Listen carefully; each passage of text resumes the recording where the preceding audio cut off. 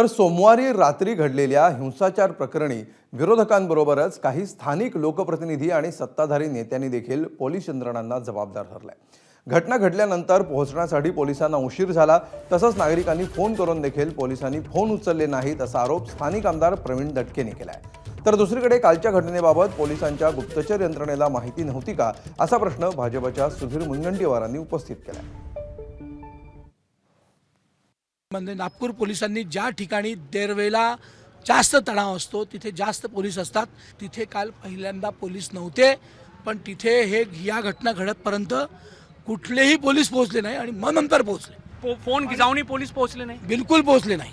जिथे सेन्सिटिव्ह आहे तिथे जर पोलीस योग्य वेळी आले असते तर मला हे निराशेने म्हणावं लागतं, पण या वेळेला पोलीस इथे योग्य वेळी आले नाही अशी नागरिकांचा आरोप आहे। तर संजय सिंगांना तात्काळ निलंबित करा असं मी मागणी करणार। पोलिसांनी खबरदारी घेण्याची आवश्यकता असतेच।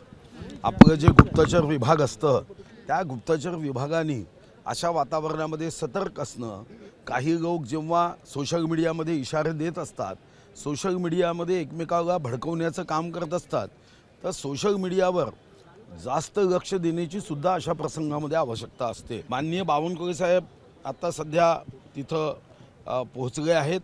या सर्व गोष्टींची माहिती घेऊन ते आदरणीय मुख्यमंत्री महोदयांना या संदर्भात सत्य काय आहे हे सांगतील।